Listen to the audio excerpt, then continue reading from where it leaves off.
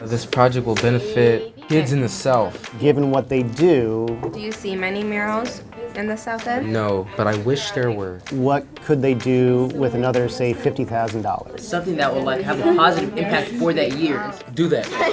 Yay, thank you. Today we're having a meeting on our youth budget delegate. I'm on the Parks and Rec committee. I'm on the Health and Human Services Committee, and right now we're looking at funding a couple different things, mostly focused on homeless youth in Seattle.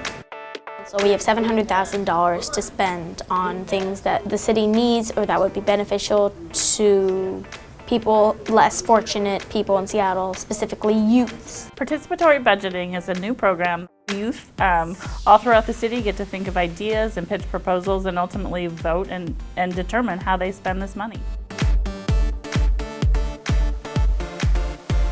Violence prevention. A graffiti-free wall. Workshops provided after schools or at community centers. Education for juvenile detention centers. I don't know anyone who would hate kids making movies. I think it's a demographic we always talk about, and when we convene meetings and whatnot, it's a voice that's not often at the table.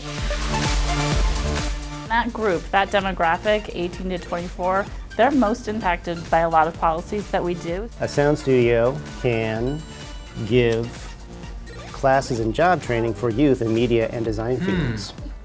Well, I like that. All right, then I think you should write that. I got involved in this project because I wanted to be more involved in my community because I didn't see a lot of people like me involved in the community, so I wanted to be a change. Growing up, I had old parks, and I want to have kids have new parks. The waste bucket / recycling can / compost bin decoration thing. Would that be of interest to you? Could that benefit the city?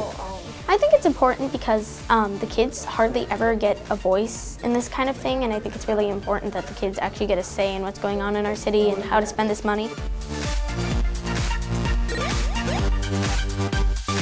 My committee is the Parks and Rec committee. There's 6 buckets, and it very much mirrors what our budget is. There's arts, there's neighborhoods and development, there's we have a lot of issues in housing and homelessness, a lot of social justice, environmental. So hope beds provide that space for people under 18. Today we narrowed down the proposals from about 100 down to 4. Now we're writing the proposals up, writing why it's important, what we need to do to accomplish it. Is it feasible?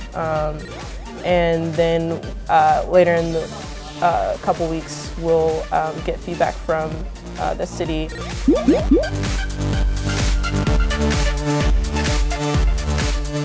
Once the ideas are collected and the voting, we're gonna see how much we can accomplish with that $700,000 award. There could be 3 large projects, there could be 10 smaller projects. There's a way in which it feels like, from the outside, looking at a process like this, it seems mysterious, and how does that happen? How do people make ideas actually realize? And really, you just do it.